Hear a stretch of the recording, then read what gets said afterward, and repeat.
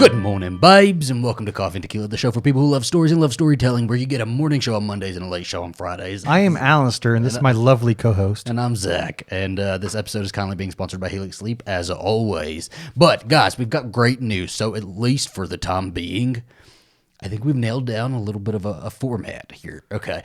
I would say we've created a pattern. We've created a pattern. There you go. That's a perfect word for it. So we put out a poll for you guys on Instagram and on YouTube saying, would you rather see hot topics on Monday morning shows or hot topics on Friday late shows, and then, you know, the stories on the other day. So we've been going back and forth on that for the foreseeable future. You are going to get our hot topics show. We're going to talk about hot topics, headlines in the news, some current events, and we're going to talk about things we've watched over the weekend, over the week, just different things like that on Monday mornings, okay? And then on Friday late shows, we're going to do our story time. So this Friday, we will have our Bob Paris story time.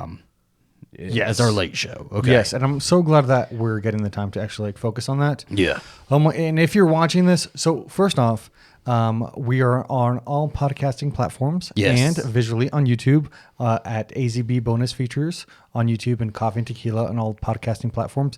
Please like, subscribe, leave us a review on the podcasting platforms, Apple and Spotify. 5-star review, okay? Leave us 5 stars on Spotify. You don't have to leave us 5 stars. We we always appreciate constructive criticism. The other ones are not accepted. 5 stars. I always appreciate constructive criticism. And if you're watching me right now, I just want to go ahead and apologize because I'm going to be sweating throughout this. El Paso is super hot right now. I think it's about 108 degrees right now. We're in the devil's ass crack, man. Or at least hell adjacent. We also, you can email us or DM us on Instagram at coffeetequilashow@gmail.com and let us know what topics you want us to cover. If there's a headline during the week that you want us to cover, and if the, things like that, if something catches our eye, we might do it. And if, we get enough requests for a single thing, then we will add that to the show. Well, let's get into hot topics, shall we? Alastair. I know. Britney Spears got married. Okay. Thursday morning, Britney Spears, there was rumors, there's like helicopter shots of Britney Spears' backyard and people setting up tents and coming in with tables and chairs and really setting up an event, okay? And it looked exactly like a wedding. And so there were reports from a German news station that it was big, that she was getting married, and I flipped shit. One of my good friends, Troy, he's my fellow Britney buddy, and so I was just completely texting him all morning. I knew he was asleep. Texting him all morning hey, Britney Spears is getting married. Wake your ass up. Wait, now I'm looking at Jason Alexander, Britney Spears' first husband, that she was married to him for 55 hours. He's storming her house. Troy, wake up. You have to look at all this. It was wild. Okay. And I was so excited. It was a wonderful day.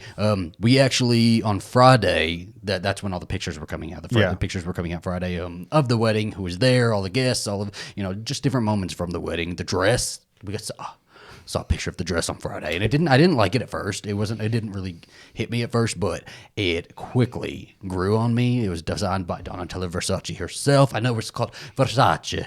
I can't do it. Versace. Gucci. And it was just wild. My mind was spinning. It was madness. I couldn't concentrate, okay? And so I texted Troy, and I was like, hey, we have to record for it. And we quickly that night recorded all of our thoughts about the wedding. We kind of reacted to all of the pictures and all the news coming out about it. Let me tell you, I was a privileged person. You were. I literally sat in this seat right here while they were recording, listening to all of it with one headphone, while looking up the pictures. Yeah. So I would definitely say check it out. It's only right now on Troy and Zach Chaotic on AZ. It's on the same channel that this Coffee and Tequila is the videos on. Yeah. So he was our studio audience of one, and you were very much appreciated, baby. I love when I have Troy on. I feel like Troy and I are so in sync with pop culture that he's one of my favorite guests. And then you have what I love about you is that you have a newer eye with pop culture. So I love that, because I always love telling people something for the first time, right? I won't ever get to tell Troy something and he won't know it. And he knows everything. But when I tell you stuff and see your face and your reaction at certain things, and I'm like, hey, here's the tea on this music video. Here's the tea on this movie. Did you know this? And he just lights up. And so it's like a whole new world with Alastair. It's a whole new world. I'm Ariel. But I think the difference is... Did you just call it Ariel? Ariel. A whole new world. What movie is that, baby? Oh, Jasmine.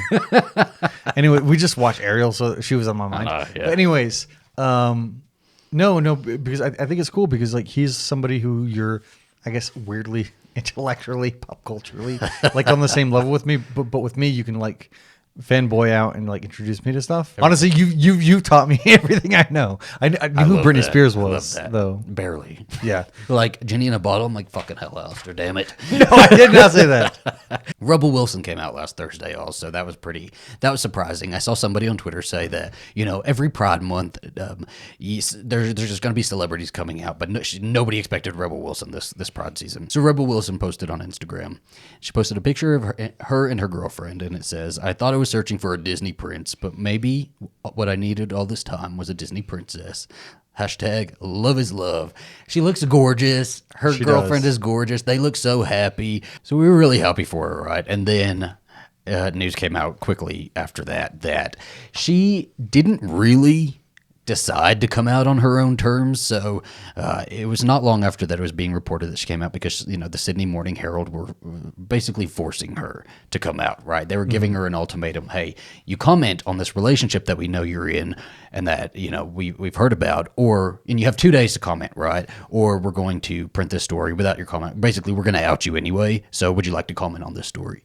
So at first, the first thing we see is an Instagram post. So everybody's like very proud of her. And then we find out, honestly, the Sydney Morning Herald kind of out of themselves. Yeah, they kind of in like, terms of why this. would you even own She up didn't to even something mention like them that? at all. She didn't, and she didn't really comment on that. She just kind of took the narrative into her own hands, and like she shouldn't have had to be outed, right? But I'm glad that she got to put the news out before anybody else, even if it was a little bit sped up, and she wasn't exactly ready for it. Apparently everybody had already been talking about it. It was already something that was kind of an open secret. So we've covered a lot of open secrets on this show, and it was kind of an open secret, but like she hasn't, there's a difference between the people around you knowing something and then you releasing it publicly, right? So she had to, in a way, be forced to come out publicly. Honestly, she did it super gracefully. Yes. She didn't even like point at anybody at all. But the Sydney Herald, Sydney Morning Herald showed their own asses. themselves. All right, so this was the statement from the Sydney Morning Herald. As Rebel Wilson knows, we do not live in a perfect world. So it was an abundance of caution and respect that this media outlet emailed Rebel Wilson's representatives on Thursday morning, giving her 2 days to comment on her new relationship with another woman, LA leisure wear designer Ramona Agruma, before publishing a single word. Big mistake. Wilson opted to gazump the story, posting about her new Disney princess on Instagram early Friday morning, the same platform she had previously used to brag about her handsome ex-boyfriend, wealthy American beer baron Jacob Bush. She even had her bestie, the actor Hugh Sheridan, doing radio interviews on Breakfast FM on Friday morning, during which he gloated about introducing the women to each other 6 months ago. Apparently they hit it off pretty much immediately, but had kept the relationship under wraps. Considering how bitterly Wilson had complained about poor journalism standards when she successfully sued Woman's Day for defamation, her choice to ignore our discreet, genuine, and honest queries was, in our view, underwhelming. Of course, who anyone dates is their business, but Wilson happily fed such prurient interest when she had a hunky boyfriend on her arm. Why would they do something like that? It's just the arrogance and the entitlement that they even came out with that, and they basically, like, they completely owned up to, like, hey, we gave her 2 days to, and I guess that was a mistake because she took the story and ran with it herself, almost like they were entitled to tell that story for her. It was actually Andrew Hornery. I'm hoping I say that right. Andrew Horny. Andrew Hornery was like, "Oh, it was a big mistake to even let her know that that we were going to do this." What was that, because man? Instead of us getting the scoop, she went ahead and did it herself. And I was like, I could not believe that they came out with that fucking statement. Exactly. I was like, you fucking idiots, to be honest. I'm sorry. He was like, we were gazumped. Gazumped. They use that. Who says gazumped anyway? Maybe it's an Australian thing. I don't know. If we have any Australian listeners... We were gazumped. is that it, though? I guess. I don't know. It's just they basically showed their ass, They put out their own fucking statement and really, like, they incited all the hate onto themselves, right? So people are going off on them on social media and really, like, coming to Rebel's defense. And I'm really happy to see that because I feel like especially over the, like, past 5 years, Rebel's just getting hit with a bunch of different stuff, right? Like, she made herself younger in order to be in Hollywood, right? Like she kind of like aged herself. I forgot about that. Yeah, she aged herself down, and then somebody came out with a report that no, she's actually this many years old. And like also look into the context of that, right? Like Hollywood very much values younger, and would she have had especially with women? Would she have been hired for all the roles if people were looking at her age on a call sheet, right? So, like, look at why she would have done that, and people gave her shit for, not giving her real age out there. Also, she loses a bunch of weight for her own damn reasons. It's none of anybody else's business why she lost weight. If she decides she wants to lose weight, that's her own prerogative. And people gave her shit for that too, right? I think we're like in a really weird era in terms with like body image. Body image is a conversation we if you absolutely decide need to have at some change, point. like if you decide to change how you look physically, there's something you for some reason hate who you were. Yeah. And What do you mean? like you saw that with Adele a lot too. They're like That the public perception is that you hate who you were. hated Okay, who you were. Gotcha. And that's not always Yeah. true. Yes, at some points, people just want to feel confident in their own skin. And whatever that looks like, good for them. Yeah. If you're heavier and you feel confident, I'm not here to tell you that that's wrong. If somebody wants to slim down for whatever reasons, it could be health reasons. It could be, you don't know what the reasons are, right? It literally is their own prerogative. Okay. I don't think we should be commenting on other people's bodies. That's one of the big reasons that I needed to step away from YouTube for a while, is because my weight is always up and down. We need to have a whole body conversation at some point. We should, but dude. my weight is always up and down. And I got so tired of people commenting on it. I just don't think you should comment on anybody's weight. So she had to deal with that. And now she's, having to come out, and it's not even on her own terms. Is like, does she catch a break? Guys, leave this woman alone for a little bit. Let her kind of live. And I don't know. She just had an amazing Netflix movie come out. Yeah. It was hilarious. It was funny. I think it was very funny for a child of the 2000s. It was, yeah. But I don't know. So she put out a short little statement. She didn't even really comment all that much after the Sydney Morning Herald basically showed their ass. She commented under a fan's post that said, "Thank you for your comments. It was a very hard situation, but trying to handle it with grace." Heart emoji. And that's all she said. That's all she said, and that's all she needs to say, right? Yeah. Like, she doesn't know anybody anything.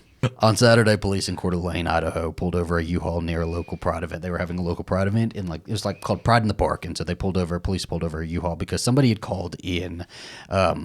A concerned citizen had called the police saying, "Hey, it looks like there's this group who are like militarizing themselves, and they're like gathering into a U-Haul, and it looks really suspicious." She called the police. The police pulled this U-Haul over, and they found 31 people inside.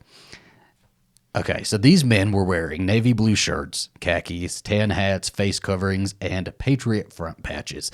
The Patriot Front is a white supremacist group. Yep. So they were on their way to this Pride event. They also had riot shields with them, different riot gear, probably like knee pads and all of that. The police also found there was, I couldn't confirm if they found other weapons, but they definitely found a smoke grenade. I saw the same when I was looking up a smoke grenade and a master plan to riot at the Pride event. But just from the sheriff's statement that he gave like a press conference, and from the sheriff's press conference, he said that somebody did ask if there were other weapons, and he said he just doesn't know yet, right? Everything was still being processed, and that we probably wouldn't know till Monday. So I wonder if there were other weapons too. So Coeur d'Alene police definitely believe that they arrived intending to riot. So it's scary. It is scary. So these 31 people, just as a group, came from different states, right? They're from all over the place. There's at least 11 states that some of these people came from. So Texas, Utah, Idaho, Colorado, South Dakota, Arkansas, Illinois, Wyoming, Washington, Oregon, and Virginia. So they were from all over coming to this Pride event, and absolutely looking to start a riot. They were there. Why are you showing up to a Pride event with a smoke grenade, right? Let alone any other weapons that were maybe going to be found, right? And we'll know a little bit more about that later. But that's what. And they're all, I think, supposed to be charged with conspiracy to riot, which is a misdemeanor. And what's also crazy is I read about like the Pride event itself, and there was a lot of protesting going around the Pride event. A lot of church groups that showed up. That decided to sing like holy songs to drown out everybody else out. A lot of protesters who are out there claiming that they were sexualizing children and all that stuff. And this is supposed to be a place for people to like really express themselves. And Pride should be a safe zone. Like this is not for anybody else to be up in arms about. Like, just don't go. You really have that much of a problem with it. Just don't care about it. I mean, don't give it the attendance rate. Obviously they do care about it. But exactly. They do care about it, and they care about it so deeply that they are going to go and start a riot and start like. they fully went there with the intention, allegedly, of, you know, and disrupting the peace and all of that. It's just it's really sad. It's really scary. Well, I'm just glad that we're talking about it in terms of it something that could have happened, Yeah, and not something that happened. exactly. So one statement that the police conference did say is that, you know, it was a pretty uneventful day because they did catch this ride. Had this gone through, and had there not been that concerned citizen who called the police and reported that, thank you so much if you're watching this. You know, you really did prevent something that could have been very dangerous, very violent. However it was going to go, right? It was not going to go in any positive sort of way. Even if they just showed up to intimidate people, like, why? So I did see this. I saw this comment about it on Twitter, and I thought it was just such a great take, right? So many folks talk about how they're being forced to accept things that go against their beliefs. You're not being forced to accept them. If you have a problem with people of color, with gay marriage, with trans people, with immigrants, with women of any race, etc., then you're still welcome to feel however you want to feel about those people. You're just not allowed to make their lives any harder because of your feelings. You're not allowed to turn their daily lives into a battleground. No one is forcing you to accept a single thing. You're just not being allowed to terrorize people. Well, I also feel like politically it doesn't make sense. Like, if your political ideology is like against all of this, you going out and you making yourself look bad, how does that fix the situation? Yeah. You know what I'm really tired of is, like, I'm tired of the gaslighting, and I hate to use a woke term, but I'm really tired of the gaslighting that queer folks have to endure when you have conservatives or whatever other people saying, nobody has a problem with being gay. Nobody has a problem with being queer. You guys are acting like everybody's against you and stuff like that. Shit like this is happening. You know, shit like this is happening. This is not a single occurrence. This is not an isolated event. Like, there are people actively going against the LGBT community. Like, that's a very real thing, you know? And I feel like you have to be part of that community to recognize it as much, because there's a lot of straight people who just don't see that. I just try to have... Because, you know, they're not there to recognize it. They're not there, you know, thinking, oh, if I hold my husband or wife's hand in public, is this going to make me a target? You know, and that's something that that people just need to recognize. If you really like, if you really are on that side of like, oh, it's you guys are just acting like victims, you're making victim noises, and there's nobody hurting you, then don't hurt us. Then leave this the fuck alone and let us have our pride events and quit posting on Facebook. Oh, well, maybe we should have straight pride, right? Then I have straight pride. I don't care. Yeah, Brownwood, actually, my hometown. I guess I would call it my hometown. Is it my hometown? It's like a teeter between Ballinger and Brownwood. It's where most of your family is. It's where most of my family is now, but I didn't really grow up there. So Brownwood was going to have a Pride film festival, is what they were doing, and they posted it on Facebook, and the town was about split. There was a bunch of comments in the Facebook post, and my mom was going off. My mom loves a Facebook drama, right? And so she was in there like, "What is it to you? What does this problem have to you?" Don't ever join a Handmaid's Tale Facebook group. My mom did, and she's like all in there starting drama, right? She's coming for everybody. So she was in there, and she was sending me screenshots of things that people were saying, and, you know, it was kind of split down the middle. I was pretty happy to see that at least a good chunk of, you know, the Brownwood people commenting, and there was like, you know, this is great, and if you have a problem with it, just don't go, right? You don't have to go. But then there were obviously the bigots that were like, oh, let's do straight pride. We should just do straight pride. Why are they acting like victims and they're being attacked? And nobody's in there saying, oh, we're victims. They're saying, hey, we're going to have a film festival showing queer films, you know? That's all that they were saying, and people were totally projecting onto that. And it's just, I've seen too many instances of people having such a problem with queer people doing anything that celebrates queerness. Especially anything in... I wouldn't say social media. I would say anything media related, creatively. Where they're like, why do we have to have another gay character? Anything character. Anything that they can see or hear that happens to be queer, they think it's woke fest. They think it's like anything like that. Then it's the same thing, because it's their own experience, because they don't interact with other queer people, so they don't see a reason for these entertainment, for these stories to have queer people in them.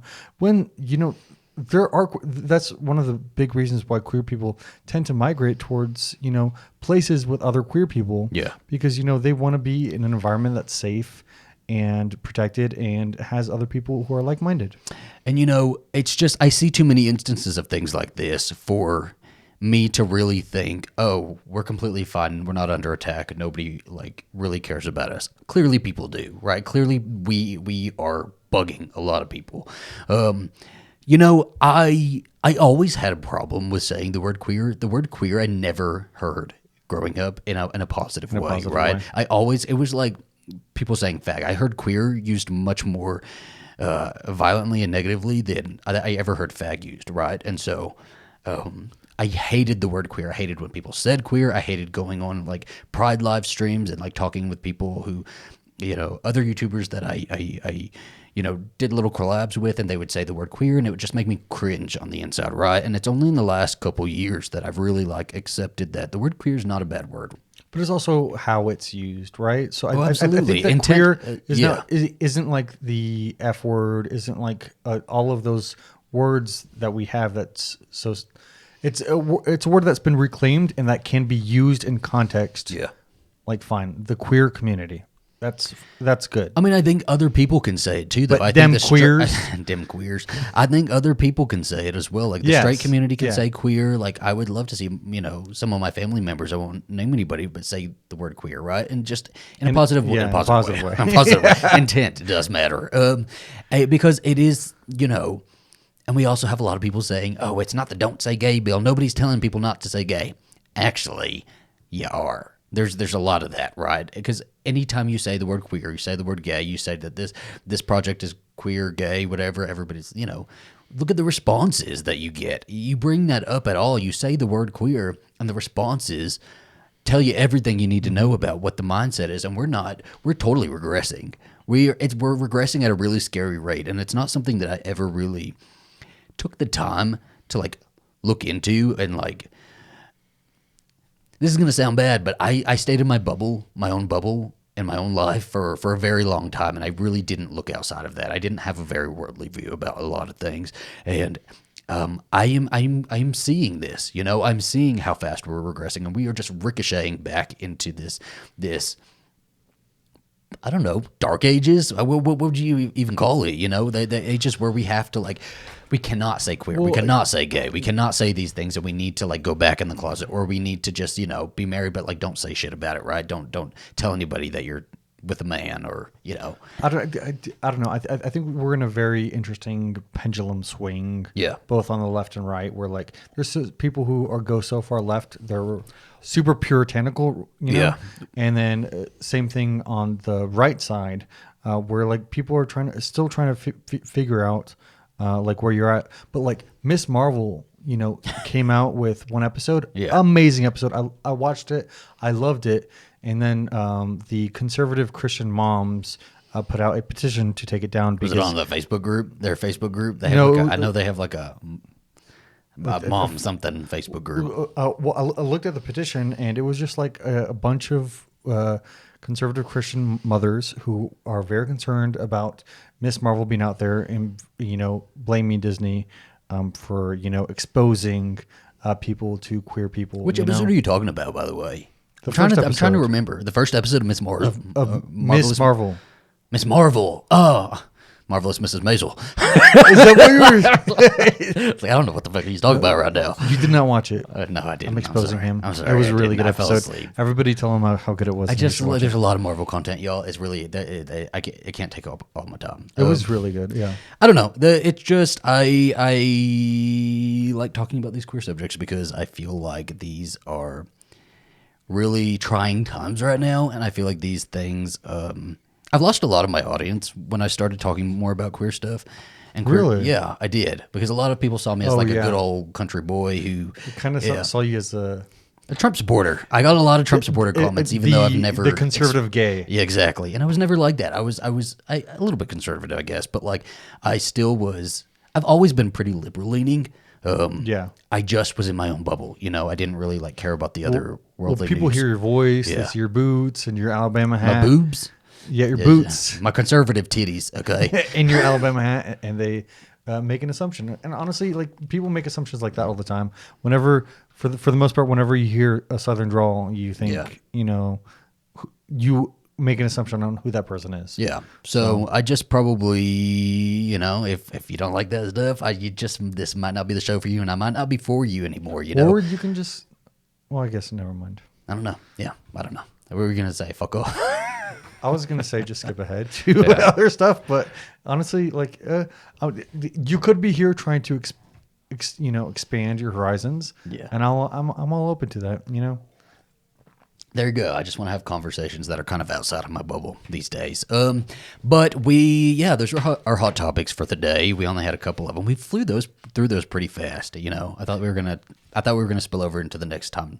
We talked a lot more about the Patriot Front than I thought we were going to talk about. Oh, I thought so. Yeah, I thought it was going to be a brief mention, but okay. We will take a break real quick. Go into our sponsors. A quick word from our sponsor, and when we come back, we are going to talk about all of the things we've been watching, and we just want to share with you guys and talk about with you guys. Now it's time to tell you all a little bit about our sponsor for today's episode, Helix Sleep. Helix is a premium mattress and a box company that makes beds to fit your unique sleep style. Baby, do you know what I love more than food? Sleep. And you. Yes, sleep. Sleep on our Helix mattress, no less. We love our Helix mattress. This episode is kindly being sponsored by Helix Sleep, as always. And it's what do we say about our Helix mattress that we haven't already said? It's perfect. It's wonderful. We've had it for 2 years now. We've had a queen-size Helix mattress and a king-size Helix mattress. So we've been around the board, and it is just perfect for us. Honestly, I recommend it to everybody at work. Do you walk around saying you can go to helixsleep.com? Yes! Helix knows that everybody is different and everybody has their own unique needs, and so they've made a sleep quiz that'll match you with your perfect mattress based on your needs. I am an all-over sleeper. Alastair is more of a side sleeper. He likes a firm mattress. I like, more medium. We took the quiz together, and we got the Midnight Mattress. And one of the best parts about Helix is that they deliver the mattress right to your door for free. It comes rolled up in a box and is super easy to set up yourself. And if it makes you nervous to buy something online that you haven't tried, Helix has a 100-night sleep trial, so you get more than 3 months to make sure that you absolutely love it. And if you don't, they'll pick it up for you and you'll get a full refund. So if you or anybody you know is in the market for a new mattress and you think that Helix sounds right for you, you can go to helixsleep.com/tequila and you can get up to $200 off. And oh my gosh, 2 free pillows. Okay, the energy there was a little off. And we're back, guys. There's a lot of content that we've. Honestly, I feel like this doesn't even cover everything we've watched. I This feel is bad. everything that we could think about today that we wanted to talk there's about. so much. We have a little bit of a problem, right? Is that there's just so much content out there coming from all sides, from Netflix, from all the different streaming services, and then the movies that are coming out, and like theaters are about to, bringing movies back again. And it's just there's too much. There's too much. I noticed we're having a real problem like keeping up, and everybody keeps asking us, please cover this, or even with My Bloody Judy, Ian's like, we should cover this for Bloody Judy. I'm like, I have no time to watch this stuff. Exactly. Yeah. And then I don't also want it to turn into like a chore to watch these things because I really enjoy them. But because we're blessed to have as much content as we're having right now. Yeah. I don't want to bitch about it, but there's just do you guys feel like you have a little bit of a problem keeping up with all of the stuff that's kind of coming out? I don't know. I do. And then we just got the Squid Game announcement that the Squid Game season 2 is coming out, and I'm like, I did not see that. Oh, did you not? Yeah. I'm super excited about that. I will make time for that. And we just caught up on Stranger Things. We were a little bit late than everybody else, and so we are now caught up on Stranger Things and fully grasping for the next couple episodes of the volume 2 of season 4 in July. So I think we might do a coverage of it in July. Yeah. But we're not going to be doing a coverage of Stranger Things today. But we did really, really enjoy it. We just yesterday watched Jurassic World Dominion. Yes, we did. We were very excited about this movie. I was excited for the spectacle of it. I was not impressed with the last one. What was the last one? Fallen Kingdom? I was not impressed with that one. I don't like dinosaurs sad either, and so I was really worried that the dinosaurs were going to be sad in this one, and they were. A couple times. I had to look down. But, we're not giving any explicit spoilers here at all. There will be there's probably going to be spoilers, so this is just your spoiler warning now. Okay, you should always come into these episodes realizing that there's probably going to be spoilers. Also, just a word of advice: check the. If you're watching on YouTube, check the YouTube notes because it'll list everything that we're covering. And so if there's something that you haven't seen and you're not able to, you can skip it. You want to skip it. We have chapter times. I thought this movie was really dull, and I think it's forgettable. So my thing about this movie is that I think that it's called Jurassic World Dominion. I did not see any of that. Sorry, baby. It should be called Jurassic World Locust. So weird, right? So weird. Okay, so the plot, the end of the last movie set up a really interesting plot for this one, right? That the dinosaurs were out in Living our with world. dinosaurs. Yeah, in we're world. out Yeah. in our world, and we've been getting so many different teasers for a bunch of different things. Again, spoilers. I'm not going to say this 20 times, so you just have to don't get mad at us. I can't tell you how many times in a theater that we saw the opening to this movie, or at least like a clip that they were posting, right, of like a drive-through and dinosaurs coming in and kind of disrupting a drive-through movie and, running around the real world. That wasn't even in the freaking movie. Exactly. That wasn't even in this. The dinosaurs in our world is not a plot point here. It's just not. It's like very, very briefly shown and mentioned, but the big plot point is that there's, Jurassic locusts that are flying around that are going to like cut off our food supply because they're eating everything, and that was a result of government. Well, it's like they created another issue instead of addressing the actual issue at hand. I wanted to see dinosaurs in our world, and my thing is this movie did not fulfill the promise of the last movie. Yeah, and also,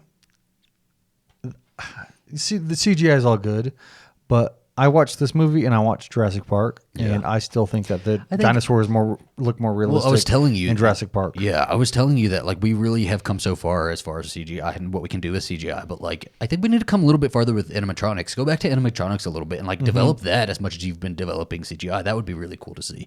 I thought it was dull except for our 3 returning casts: Alan, Laura Dern, and Laura Dern, Alan and Laura Dern, and Jeff Goldblum. Jeff Goldblum.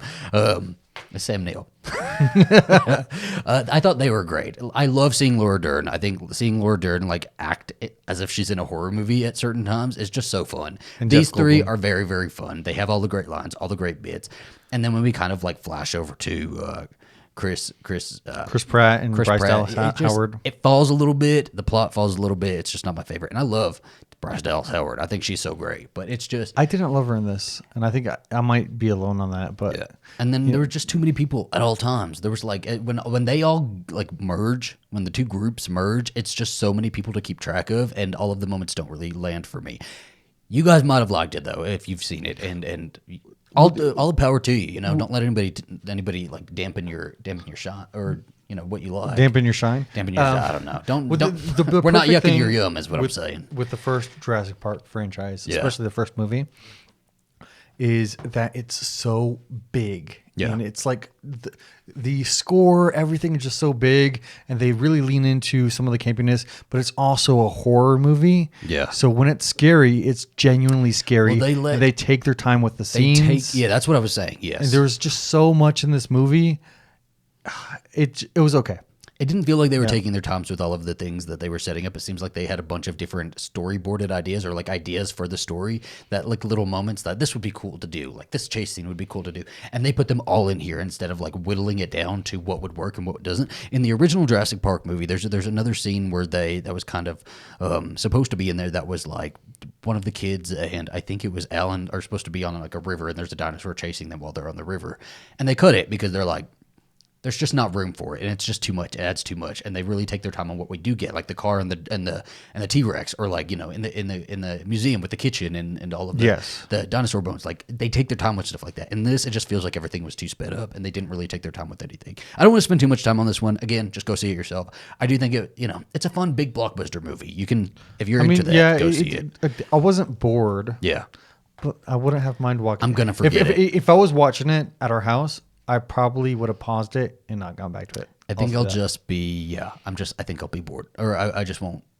I won't remember it, honestly. I'm trying to remember Fallen Kingdom too, and other than the ending, I really can't remember it. Exactly, because the ending promised so much.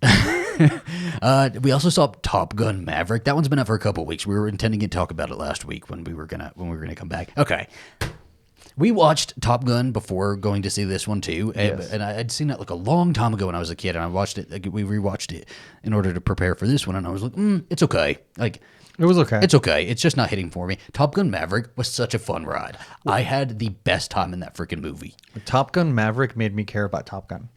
Yes. honestly. And I could see why people, because I feel like if I was like back then and watched it, I would have been nostalgic about it. Do you know how many older gentlemen I've heard like Great Balls of Fire? I'm like, over my head. I don't know. Well, they did really amazingly. Like, unlike Jurassic World Dominion, the plot points are really well spaced out and really well done. The cinematography is great. Guess what?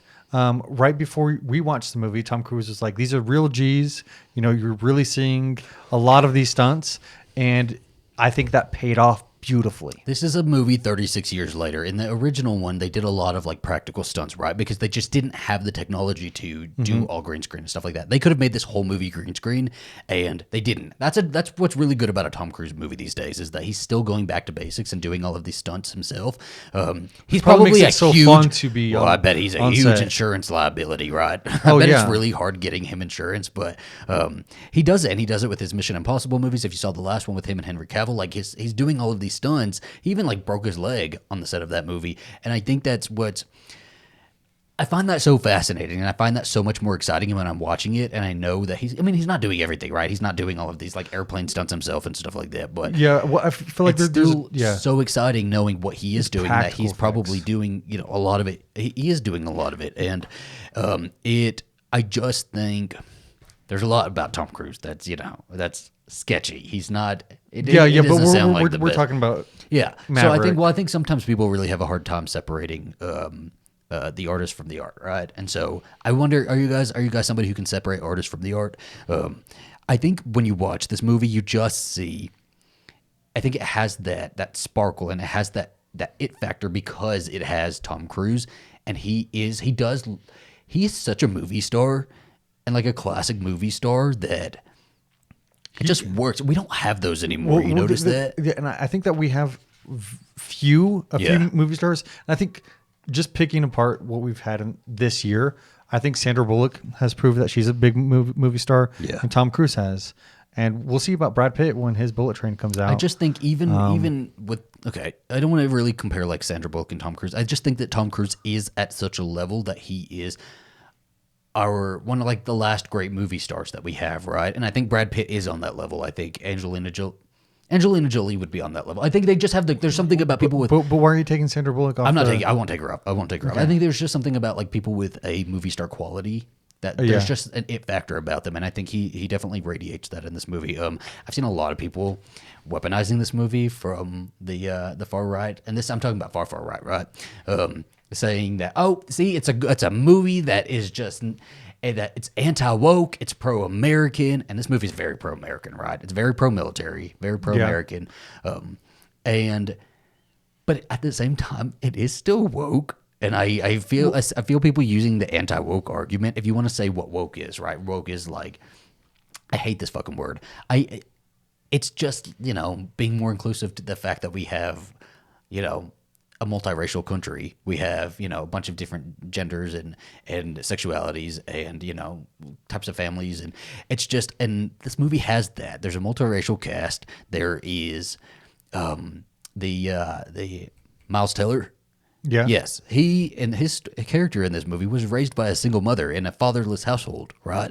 Because he died in the first one. Just spoiler alert for that one. And then we have another single mother who's like raising her kid by herself, and like and we have a female pilot who is like pretty badass. It's just we if you want to call it woke, the woke stuff is still in here.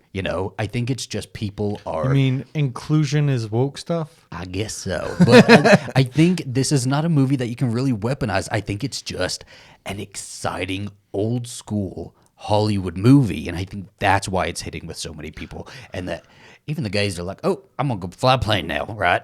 Like, well, the thing is, also like a lot of its money that it's making right now. Right now, it's about $747 killing at the million box worldwide. office. Yeah. But a huge chunk of that is from the quote unquote flyover states, meaning that a lot of it isn't coming from necessarily California or New York, but like coming from the states, the middle. Where did America you hear states. That? From journalist Grace Randolph. Okay. I trust her. I trust her. I just think like it's just an old school movie. I was even talking to my mom. I said it was a fun movie. It was really exciting, and they really loved it. And I think that's just the kind of sentiment with it is. It was exciting, and it expanded upon it. There was twists and turns I didn't expect, literally. Yes, and it made me really care about the characters. And I think when you as an actor, writer, and director get me to really care about characters, you have done a really good job. It was so thrilling. And I highly recommend everybody going to see it. We also saw Fire Island. It didn't come out this last Friday. The last Friday. The previous Friday. Oh my gosh. I just looked at my notes and I put Margaret Cho. Well, because I was listening to the actors who were in each movie, and I put Margaret Cho as in Top Gun. We loved Top Gun starring Margaret Cho. Okay, we love her. We love her in Top Gun Maverick. I always get Fire Island and Top Gun confused. Very similar movies. Fire Island was really funny. It was really fun, and it was really funny. I did enjoy it very much. I don't know if it's going to be a movie that I'm like constantly revisiting, but it was a very great watch. It came out on Hulu like 2 weeks ago. It was a take on Pride and Prejudice, which I didn't know. Well, I'm going to show my ass here. I've never read Pride and Prejudice, never seen the movie. I'm not really a fan of it. I've seen the movie, but that's as far as it goes. Did you like the movie? Don't remember, honestly. Does this movie? My mom seem probably like made me watch it when I was younger. Okay. But I do see some echoes of it. A lot of people still really love Pride and Prejudice, but this is like a group of queer best friends who decide they do their annual trip to Fire Island. Trip? Yes, that too. To Fire Island during the summer, which is a big thing for the gay community, especially like in the New York area. And we kind of go through their trials and tribulations as they each like have their own issues that they're dealing with. Plus, this might be the last time that they're doing this. And I thought it was really fun. I think this could have been super easy to be very superficial and just like a queer camp movie. Yeah. And I think that they actually really dug in. It was very interesting for me. And this is my second favorite queer film that has come from Hulu. The first one being the Happiest Seasons. Happiest Season was really good. I do love that one. Kirsten Stewart, and I really loved that one. And now, like, I'm excited. Do y'all know how many times we've watched Happiest Season because of this one? I watch it all the time. Well, I watch it I've watched it at least 3 times every Christmas season. It's good. It's really, really good. And this gives me a lot of hope. Well, Searchlight produced this film. I'm not sure about Happiest Season, but it gives me a lot of hope for queer content on Hulu. Yeah. So I'm excited for that. Well, and it just is not something I relate to at all because I'm not kind of in that general area, and like I never like growing up had a Fire Island, right? Like we didn't really have that when I was going to college in Alabama. We had like PCB and like it wasn't like the gay haven where all the gays go and like party and be prideful.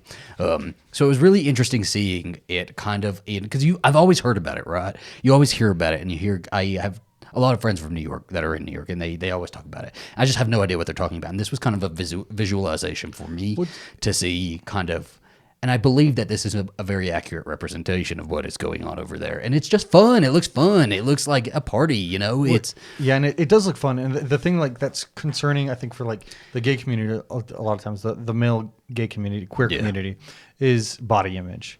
And they did have a lot of conversations about body image on that, when it came to like, going to like Fire Island and stuff. Yeah. And, we've had those conversations ourselves. And I think that's definitely a conversation that just needs to be continued. Yeah. So Tomas Matos is a standout. I hope I'm saying his name right. He played Keegan in the movie. He was the one with the mustache. He always had a crop top on. Mm-hmm.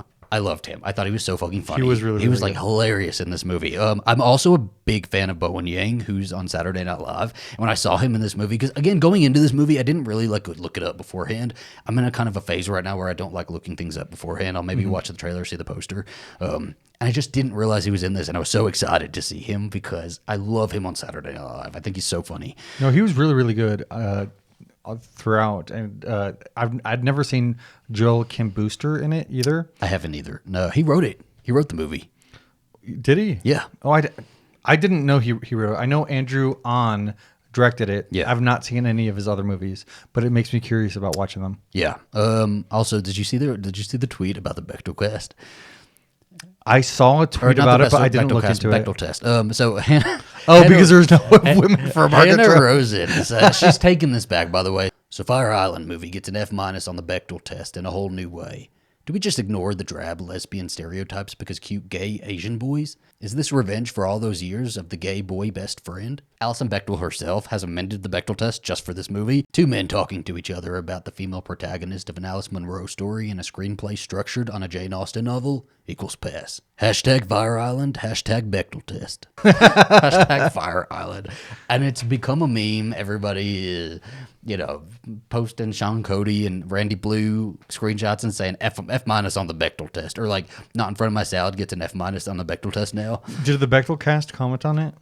Oh, I don't know. Bechdel is a really good podcast, by the way. Yeah. So another one that just came out. Came out on Friday, right? First Kill. I think so. It was Friday. This is a series on Netflix. It's like a teen drama, fantasy, supernatural series created by V.E. Schwab based on her novel. I don't know if it's a book series or not. Is it a series? I know it's a book. It's a book. We have not read the book, but we did watch the first 2 episodes of First Kill. And I have to say, I did very much enjoy it. I think it's like it's for teens, obviously. Teen content is always hit or miss for me because I just don't relate to teen content anymore. That I have a hard time making myself watch teen content first, and then if I really like it, then I stick with it. Well, I feel like teen content's always really interesting because it grows. Yeah, with you, and it grows with the actual viewers. Like Buffy, we started out in high school, and then we went to college, and then post college, and all that stuff. And you really, really grow as the show continues going. And so I don't think that it takes anything away from it. I want to say that we've only watched the first 2 episodes of this show so far, and I've loved it. Yeah. So what I really liked about it was, first of all, I'm in love with Cal, who is played by Imani Lewis. I think she is so fun. She's my favorite. Okay. So, and it's because she's a slayer. I do love a vampire. I do. It's a vampire slayer like falling in love series, right? Okay. And they're both from families who are like, one family's vampire family and the other one's a vampire slayer family, and like they come from lineages. And it's just it's cheesy, it's teeny, it's supernatural. There's mythos already built into it. Yes. And I love myself a good mythos.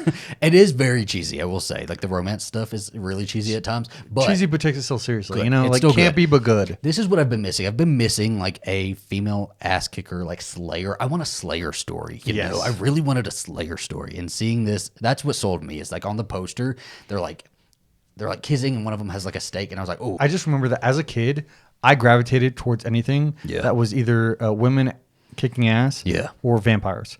And it was always like, I freaking loved Buffy. Whenever the Underworld movies came out, I was completely obsessed. Mm-hmm. Anything vampire related, I'm always on board for. And I was really, I wasn't sure if I was going to like this or not. And I want to say that this, I'm going to give it the highest of compliments right now. Just wait, though. Wait on. We have to finish it, okay? We have to finish watching No. it, okay? The first 2 episodes. First 2 episodes, yes. I want to say, I'll agree with you. Okay. Actually gave me Buffy vibes. Kind of did, didn't it? Like an updated Buffy. Yes. Okay. So something I really missed. If this was the direction that they were going This is fully with. my misogyny. This is my misogynistic self speaking here. I fully miss a female ass kicker who is dressed to the nines, right? Who is like so fabulous and looking so great. I love the Charlie's Angels movies because of that. Because they're just like dressed in like all of these designer clothes, and it makes no sense of their wardrobe, but they like make sense, and they're kicking ass, you know. And Buffy's always like styled to the nines, right? She looks fucking amazing. She's wearing heels and a mini dress. Cal looks so good in this while she's like fighting too, and like she even wears athleisure wear when she's like hunting demons and vampires, and she looks fantastic in it, right? There's a scene, there is a shot in the first episode where. Is it the first episode, or is it maybe like the beginning of the second one? The second episode. Okay, well, she leaves a party. She is staked to this vampire, and she's like running down the street, right? And there's like blue light behind her, and she's like running. Her hair's all running, and she looks great. And it's just, I think it's a slow mo shot too. It's just everything I want, and it has gotten me really excited. Got me really, There's a couple bad reviews on it that you pointed out. Oh my gosh, I'm glad that you said that. So I was looking it up just to get all the names of all the actors and stuff. So Variety article calls First Kill a tired take on teens, lesbians, and vampires. And I was like, what? I can't believe they said that, especially after watching the first 2 episodes. Yeah, and I just reminded you we haven't seen it. We haven't seen the rest of it yet. So, it could So be. fair. Be. It could go way down here, hill from here. So now, let me tell you, I'm okay with a subpar first season as long as you pick it up. You have afterward. to be. You're kind of shaky finding on your footing. Yes, you're finding your absolutely. footing. You're finding your sea legs. And I think what I'm seeing so far is still really good. I've missed a Slayer. I've missed a Slayer story, a brand new Slayer story. You know how many times we have to watch Buffy over and over again to get the Slayer story? It's exactly. And I've always been very nervous about Buffy coming back. But honestly, if this was, like if Imani Calliope was the new Slayer. Just Cal. Imani's was the new Slayer. You combine both of their names. The actress and the character. Yes, Imani Calliope. If she was, my name is Imani. I know. If she was the new Slayer, I'd be about it. She's so pretty. She's so pretty, and I love her hair, and I love her outfits, and it's just the gay coming in at me. It's the gay jumping out. I love the fight. There's a fight on a rooftop that I really like. Some of the fights were like, at first, a little shaky. The first episode I thought was a little shaky. And then the's a fight on the rooftop in the second episode, and she does a high kick, and I'm like, fucking yes. They start actually, like, they have a choreography. Fight choreography. Yeah, the fight was choreographed. Choreographed. The fight was. We never said we were smart, y'all. Why did the fart? Should we move on? Yes, yes. We're gonna move on. What's your last point on that? I was just gonna say that the fight was choreographed, and I was in love with it because we've been watching Stranger Things, and I've been watching 11, just like everybody like this. And I love it. I love 11, but I do want some kicking and punching. Okay, I need some Buffy Faith I need some good action scenes. I need some good action. There's scenes. also a really, really intense makeout between the two main characters at the end of the first episode, and I was a little shocked they went that hardcore with it. There's definitely some heavy grinding on each other as they're making out. I loved it. And we know there's like a bite coming, there's a steak coming, and it's thrilling. Well, the thing is, like, you can't do vampires without sex. Yeah. And I also think all vampires are very yeah. Okay. So that's good. We're gonna watch the rest of it, and we'll report back after we've watched the rest of it. All right. Everybody has been wanting us to talk about Heartstopper. We're running out of time. I'm sorry. So it's not going to be a detailed conversation, but we will have a detailed conversation about it at some point. I would like to do a little bit more reaction type of things with Heartstopper. So maybe we'll do a reaction series going through the episodes again, because I would like to revisit it. It's from a book series, right? Is it a book series or comics? It's a comic book series. From Alice Oseman? Alice Oseman, yeah. Yeah, okay. And it's British. Everybody has been talking about this damn show. I told him, so before this show came out, I was letting him know, hey, this is going to be big, and we should probably cover it. And you were like, "Oh, is it really going to be big?" Okay, but this is what I was telling you guys earlier: is that it's teen. I'm like, I don't relate to this. I'm not gonna, It is very hard to get me to watch something that is centered on teens. It just is. Like the initial thing. Once I watch it, which is fine. Yeah. Yeah. And once I watch it, I'm either gonna like it or not. But I think, Alastair, you know this about me already: is that I will poo-poo something initially, and you just have to make me watch it. Exactly. So. Like you'll be like, oh, I can't believe we're watching this, and then you'll end up watching it and liking it. I liked it. It was just sweet. It was like sugar. It gave me a sweet tooth. It hurt my teeth a little bit. Well, and I think we talked about in our last episode that we were talking about genuine queer content. Like we talked about Love Simon, Love Victor, all of that stuff. Yeah. And I think Heartstopper is the right answer, where we get like a full, like really nice story arc of like these two guys coming together, Charlie and Nick Nelson. I keep calling him Kit because that's the actor, and that's all I hear people saying is Kit. They should have just named him Kit in the show. Well, it makes sense. They both have really good chemistry. It just seems so sweet. It is sweet. And for me, it's so like we have like them sit together in like their form class, and then they start getting to know each other, and Charlie's kind of bullied, and Nick is part of like the rugby team, and they just like start to build a friendship. I love that there's never a moment where Nick is is like having to be a bully or anything either. Like he was kind of a sweet guy from the beginning, and I think I really like that about him is that he was already a sweet guy. He was still a little bit unsure of himself and maybe not making 100% the right decisions, but he was so sweet. Okay, so this is what I really enjoyed about Heartstopper is that it doesn't rely on trauma.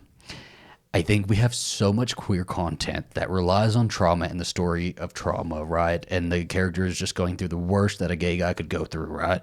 We get that all the time. It's very common, and it's not so common that you get something that is so sweet. You know, it's like the name of this very cozy is perfect for this. It's like Heartstopper. It's like a flutter. It's like, you know, do you remember that short film that was it was like animated, and it was two kids at school, and they both had hearts. Yes, and they were like, I don't know. So that it felt exactly like that. It did it's actually. Just so sweet, you know. And there are things that are traumatic. You know, there's bullying. There is I think bullying is like the biggest hurdle there, right? And then like confronting your own sexuality. So there are the dramatic moments and stuff like that. But this story is not hinging on people's trauma, and I really enjoyed that because it doesn't always have to. And I'm a very dark person. I love seeing stories of trauma, and I love because it helps me confront my own, right? But then every now and then, it's so nice to have something like this. And I know there were probably pieces of content and media and entertainment when I was growing up that were out there. People let us know all the time, you know. There are queer media, queer entertainment out there for us. You had to really look for that stuff. You had to really look for stuff, and if you're a teenager trying not to come out, you're probably not searching on your family's Netflix for the gay content. I just remember watching Shelter so many times and being like, that's such a good movie. Do you know I watched my Heartstopper? This is going to sound really bad. My Heartstopper was Beecher and Keller in Oz. Christopher Maloney in that prison show. Oh, yeah, that was bad. So bad. That's so bad. But I was like, oh, this is so romantic. He broke his arms, but, you know, he's still coming back to her. That was... It's not good. Well, that's how I'll make sure that our relationship goes forward from now on. You gonna break my arms, baby? Yes, you're gonna find it super romantic. But I will say that that's actually something that I wanted to get to. Okay. Is because I feel like I've seen so many, especially like millennials and Gen Xers, watch this and then be on TikTok crying, like because I feel like for I don't want to take anything away from Gen Zers because everybody's situation is different, but I do think that we're now approaching a generation where, especially as that generation, they're so much more open, accepting, and really exploratory about who they are, and who they want to be. And so here, like, this is a piece of content that wouldn't have been made maybe even 10 years ago. And that's one... Or at least wouldn't have been as popular, right? Like, people wouldn't have been as out and proud to say, I watch Heartstopper when they go to school, right? No, like, I don't think it would have been If it had made. come out when I was going to school in 2011, 2012, I wouldn't have told anybody I was watching the show. Well, I just don't think it would have been picked up. I think maybe, like, Logo would have done something like that. But... even then, I don't think that they would have approached a teenage boy romance because I feel like that's taboo. It's always the teenage boys, right? That we don't want to see. We don't want to see men having relations like this. Yeah, men having relations like this. Like right now, we're going through a time where like a lot of red states are banning, especially teen and kid books that talk about queerness at all. And so, not just queerness, racism, topics that are really.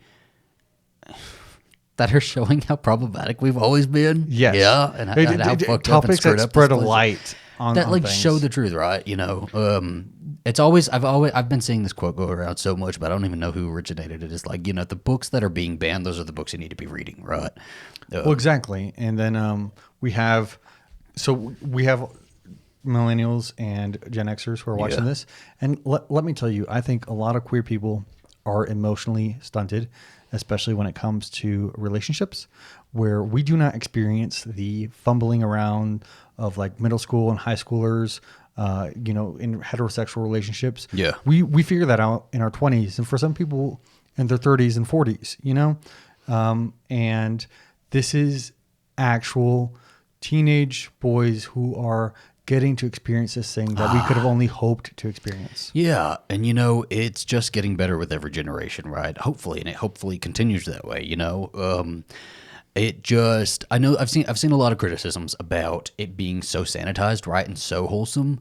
This one? Yeah, and I think that's what I love about it so much is because we have a lot of content out there already that deals with trauma and deals with, for a lot of people, being queer does come with a lot of traumatic situations and emotional baggage, and again, you can't, we're not a monolith, so everybody doesn't feel this way, but there is a shared experience among a lot of people that, a lot of queer people had to, or a lot of gay guys had to go on Craigslist, and like talk to random, older men, and those would be their, for a 13, 14-year-old be having their first sexual experience with somebody who's like 35, right? Like it's weird, really fucked up situations that, queer people do tend to go through most times. It's even in Euphoria. Remember the first episode of Euphoria? Yep. Jules and Eric Dane, like that does ring very true.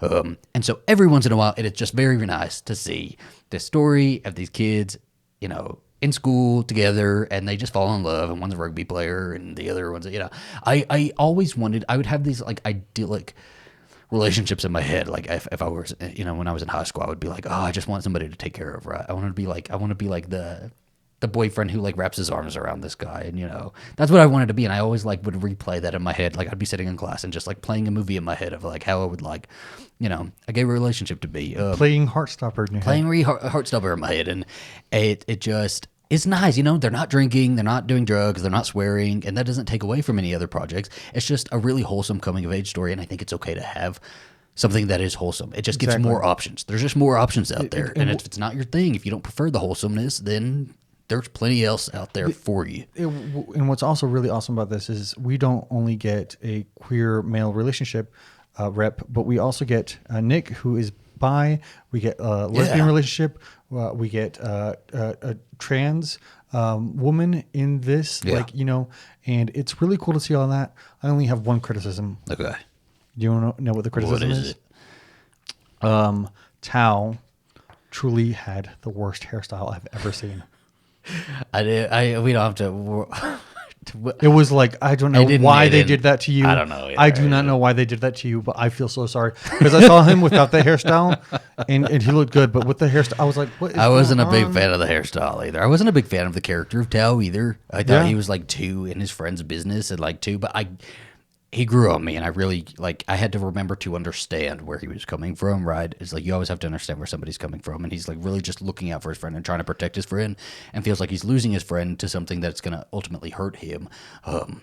Well, you just know, 5 years later, he's going to be looking at pictures being like, what the fuck was I doing? With the hairstyle. What the fuck was I doing? Hey, we all did it. Olivia Colman's in it, too, and she's so great. And she's not even, she doesn't even have the biggest role, but she's just great. We want to do some, reactions or something, maybe go through the episodes again. If you'd like to see something like that, we can maybe do it as sort of bonus content. Maybe TikTok or something. I don't know. Yeah, I don't know. We'd like to start doing more TikTok videos. I think we're going to, ramp up our TikTok page. But so that was kind of our little coverage on Heartstopper 2 and everything else we've been watching. I had a lot of fun today. Did you? Okay. I did. It finally feels like I'm coming back because we did that one episode with me back, and then finally I'm back. Let's break the fourth wall a little bit. So we record all of our wide shots like this all in one take, and so when he's like, "I had a lot of fun today," we haven't even covered our topics or anything. You don't need to expose me to everybody. I'm sweating my butt off right now, and you're just exposing me to everybody. I've seen somebody comment before and be like, "I don't think that they called us out on the way we kind of film it because they're like, your drink was full before, now it's empty." And that's why Zach, usually if we don't have mugs, he's like, we got to put the drinks to the you move your side. drink around so it looks like we've been doing the whole thing this whole time. Okay. Well, it's much easier, let me tell you. It's much, and I am sure that we really enjoyed this recording process. Oh, absolutely. We're really excited to record this one, as you've already heard, but we'll see you in the Friday show, guys. Have a fantastic week.